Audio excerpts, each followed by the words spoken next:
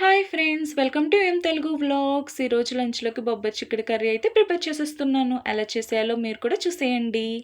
నేను చేసే maximum videos అన్నీ బ్యాచిలర్స్కి బాగా యూజ్ అవుతాయని అయితే అనుకుంటున్నాను. ఎందుకంటే బ్యాచిలర్స్ దగ్గర అన్నీ అవైలబుల్గా ఉండొచ్చు, ఉండకపోవచ్చు. సో ఉన్న వాటిలోనే సర్దుకుపోవడం అయితే అలవాటు చేసుకోవాలి. మాకైతే అలానే అలవాటు అయిపోయింది ఫ్రెండ్స్.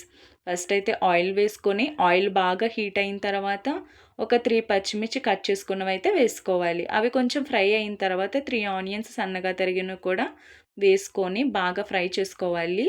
ఆనియన్స్ అయితే గోల్డెన్ బ్రౌన్ వచ్చే వరకు కూడా బాగా ఫ్రై చేసుకోవాలి. చూడండి ఫ్రెండ్స్, వీడియోలో చూపిస్తున్నట్టుగా ఇట్లా గోల్డెన్ బ్రౌన్ అయితే రావాలి. తర్వాత ఒక 2 టొమాటోస్ సన్నగా తరిగినవి కూడా యాడ్ చేసుకొని బాగా ఫ్రై చేసుకోవాలి. టొమాటోస్ సాఫ్ట్గా అయ్యేంత వరకు ఫ్రై చేసుకొని సాఫ్ట్గా అయిన తర్వాత కొంచెం పసుపు వేసుకొని మళ్ళీ ఒకసారి బాగా మిక్స్ చేసుకోవాలి. ఆ తర్వాత మనం బాయిల్ చేసి పక్కన పెట్టుకున్న బొబ్బరి చిక్కుడు అయితే యాడ్ చేసుకొని ఒకసారి మిక్స్ చేసుకొని మనం తగినంత ఉప్పు కారం అయితే యాడ్ చేసుకోవాలి. ఉప్పు కారం యాడ్ చేసుకున్న తర్వాత ఒకసారి బాగా మిక్స్ చేసుకొని ఒక 2 మినిట్స్ అయితే ఫ్రై అవ్వనివ్వాలి. ఇట్లా ఫ్రై చేసుకోవడం వల్ల ఉప్పు కారం కూడా చిక్కుడుకాయకి బాగా పడుతుంది. ఆ తర్వాత కర్రీ అనేది టేస్ట్ బాగుంటుంది. సో ఇట్లా బాగా ఫ్రై అయిన తర్వాత మనం తగినంత వాటర్ అయితే వేసుకోవాలి.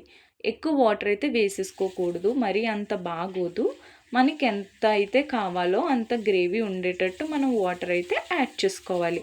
ఆ తర్వాత మూత పెట్టేసి ఒక 2 మినిట్స్ తర్వాత చూస్తే వాటర్ బాయిల్ అయిన తర్వాత మనం ఒకసారి టేస్ట్ అయితే చూసుకోవాలి. ఉప్పు కారం సరిపోకపోతే మళ్ళీ యాడ్ చేసుకోవాలి. ఆ టైంలోనే యాడ్ చేసుకున్న తర్వాత మళ్ళీ ఒక 5 మినిట్స్ మూత పెట్టేసుకోవాలి.